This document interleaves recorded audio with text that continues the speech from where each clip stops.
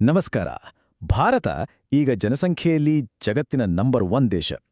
ಈ ವಿಷಯದ ಬಗ್ಗೆ ಎಂದಾದ್ರೂ ಆಳವಾಗಿ ಯೋಚನೆ ಮಾಡಿದೀರಾ? ಹೀಗೇಕೆ ಅಂತ. ಬನ್ನಿ, ಇವತ್ತಿನ ಈ ಚರ್ಚೆಯಲ್ಲಿ ಈ ಸಂಖ್ಯೆಗಳ ಹಿಂದಿರುವ ನಿಜವಾದ, ಐತಿಹಾಸಿಕ ಮತ್ತು ಅಚ್ಚರಿಯ ಭೌಗೋಳಿಕ ಕಾರಣಗಳನ್ನ ಒಂದೊಂದಾಗಿ ನೋಡೋಣ. ಹೌದು, ಈಗ ಭಾರತದಲ್ಲಿರೋದು ಬರೋಬ್ಬರಿ 147 ಕೋಟಿ ಜನ. ಈ ಸಂಖ್ಯೆಯೊಂದಿಗೆ ನಾವು ಚೀನಾವನ್ನು ಹಿಂದೆಕ್ಕಿ ಜಗತ್ತಿನ ಅತಿ ಹೆಚ್ಚು ಜನಸಂಖ್ಯೆ ಇರೋ ದೇಶವಾಗಿ ಹೊರಹೊಮ್ಮಿದ್ದೇವೆ.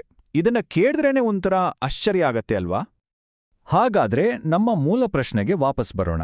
ಭಾರತದಲ್ಲಿ ಯಾಕೆ ಇಷ್ಟೊಂದು ಜನಸಂಖ್ಯೆ? ಈ ಪ್ರಶ್ನೆಗೆ ಉತ್ತರ ನಾವು ಸಾಮಾನ್ಯವಾಗಿ ಅಂದುಕೊಳ್ಳುವುದಕ್ಕಿಂತ ತುಂಬಾನೇ ಆಳವಾಗಿದೆ ಮತ್ತು ಸಂಕೀರ್ಣವಾಗಿದೆ.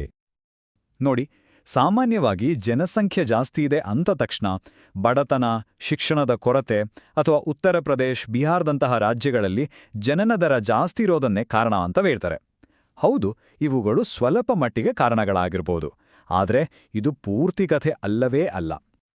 ಹಾಗಾದ್ರೆ ಇದರ ಹಿಂದಿನ ನಿಜವಾದ ಅಸಲಿ ಕಾರಣ ಏನು? ಅದು ಇತ್ತೀಚಿನ ಸಾಮಾಜಿಕ ಅಥವಾ ಆರ್ಥಿಕ ಕಾರಣಗಳಲ್ಲ.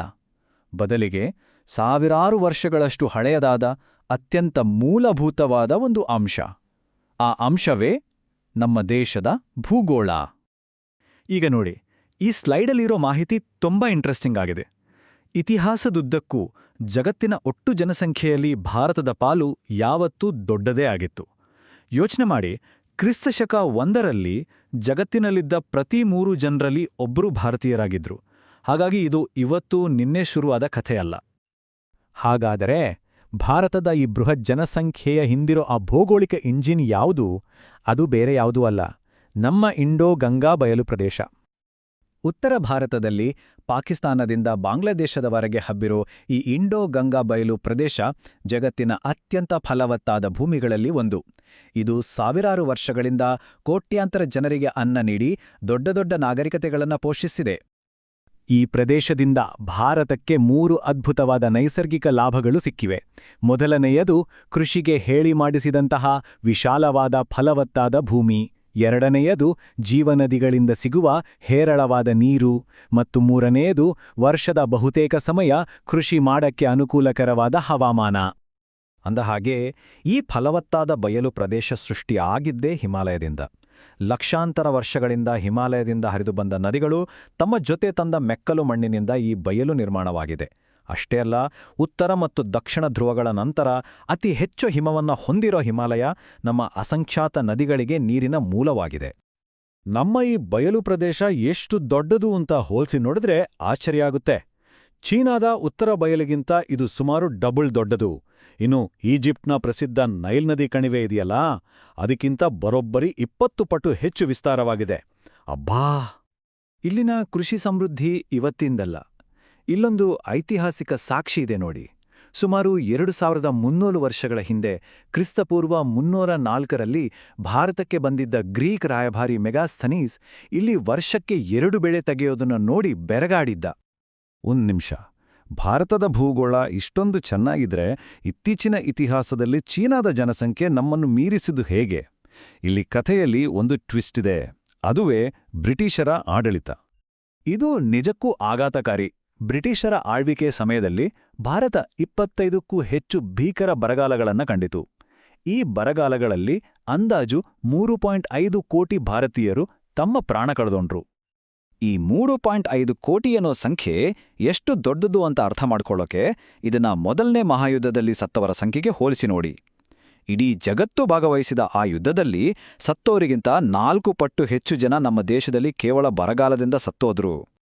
ಇಲ್ಲಿ ನಾವು ಅರ್ಥ ಮಾಡ್ಕೊಳ್ಬೇಕಾದ ಮುಖ್ಯ ವಿಷಯ ಅಂದ್ರೆ, ಈ ಬರಗಾಲಗಳು ಕೇವಲ ಪ್ರಕೃತಿ ವಿಕೋಪಗಳಾಗಿರಲಿಲ್ಲ.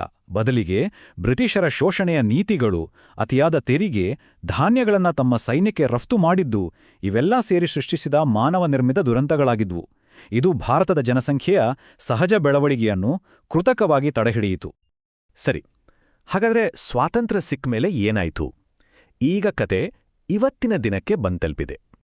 ದೇಶಕ್ಕೆ ಸ್ವಾತಂತ್ರ್ಯ ಸಿಕ್ಕಿ ಶಿಕ್ಷಣ ಮತ್ತು ಆರೋಗ್ಯ ಸೌಲಭ್ಯಗಳು ಸುಧಾರಿಸಿದ ಮೇಲೆ ನಮ್ಮ ಜನಸಂಖ್ಯೆಯ ಬೆಳವಣಿಗೆಯ ವೇಗ ಈಗ ಸಹಜವಾಗಿಯೇ ಸ್ಥಿರಗೊಳ್ತಿದೆ.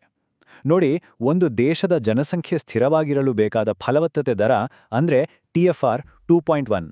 ಆದರೆ ಭಾರತದ ಹಿಂದಿನ TFR ಎಷ್ಟಿದೆ ಗೊತ್ತಾ? ಕೇವಲ 1.9. ಅಂದ್ರೆ ಜನಸಂಖ್ಯೆ ಸ್ಥಿರವಾಗಿರಲು ಬೇಕಾಗಿರುವುದಕ್ಕಿಂತಲೂ ಕಡಿಮೆ. ಇದು ಕೇವಲ ಒಂದೆರಡು ರಾಜ್ಯಗಳ ಕಥೆಯಲ್ಲ, ಇಡೀ ದೇಶದ ಟ್ರೆಂಡ್. ಭಾರತದ 36 ರಾಜ್ಯಗಳು ಮತ್ತು ಕೇಂದ್ರಾಡಳಿತ ಪ್ರದೇಶಗಳಲ್ಲಿ 31 ಕಡೆ ಈಗಾಗಲೇ ಫಲವತ್ತತೆ ದರ 2.1ಕ್ಕಿಂತ ಕೆಳಗಿಳಿದಿದೆ.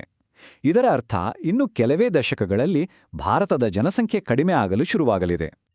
ಆದರೆ ಈ ಕಥೆಯಲ್ಲಿ ಒಂದು ಕೊನೆಯ ಅತ್ಯಂತ ತುರ್ತಾದ ತಿರುವು ಇದೆ. ಭಾರತದ ಜನಸಂಖ್ಯೆಗೆ ಅಡಿಪಾಯವಾಗಿದ್ದ ಆ ಭೌಗೋಳಿಕ ವರದಾನವೇ ಈಗ ದೊಡ್ಡ ಅಪಾಯದಲ್ಲಿದೆ. ಹೌದು, ಹವಾಮಾನ ಬದಲಾವಣೆ ನಮ್ಮ ಈ ಭೌಗೋಳಿಕ ವರದಾನವನ್ನೇ ಶಾಪವಾಗಿ ಪರಿವರ್ತಿಸುವ ಅಪಾಯವನ್ನು ತಂದೊಡ್ಡಿದೆ. ಹಿಮಾಲಯದ ಹಿಮನದಿಗಳು ಹಿಂದೆಂದಿಗಿಂತ ವೇಗವಾಗಿ ಕರಗುತ್ತಿವೆ. ಮಾನ್ಸೂನ್ ಮಳೆ ಯಾವಾಗ ಬರುತ್ತೆ, ಯಾವಾಗ ಹೋಗುತ್ತೆ ಅಂತಾನೆ ಗೊತ್ತಾಗುತ್ತಿಲ್ಲ.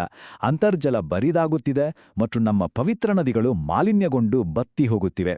ಇವೆಲ್ಲವೂ ನಮ್ಮ ಕೃಷಿ ಮತ್ತು ನೀರಿನ ಭದ್ರತೆಗೆ ದೊಡ್ಡ ಕಂಟಕಗಳಾಗಿವೆ. ಹಾಗಾದ್ರೆ ಕೊನೆಯದಾಗಿ ಒಂದು ಪ್ರಶ್ನೆ. ಸಾವಿರಾರು ವರ್ಷಗಳಿಂದ ಭಾರತಕ್ಕೆ ವರದಾನವಾಗಿದ್ದ ಈ ಭೂಗೋಳ ಮುಂಬರುವ ದಿನಗಳಲ್ಲಿ ನಮ್ಮ ಶಾಪವಾಗಿ ಬದಲಾಗಬಹುದೇ? ಈ ನೈಸರ್ಗಿಕ ಸಂಪತ್ತನ್ನ ನಾವು ಮುಂದಿನ ಪೀಳಿಗೆಗೆ ಉಳಿಸ್ಕೊಡದಿದ್ರೆ ಏನಾಗಬಹುದು? ಈ ಬಗ್ಗೆ ನಾವೆಲ್ಲೂ ಯೋಚಿಸಬೇಕಾದ ಸಮಯ ಬಂದಿದೆ.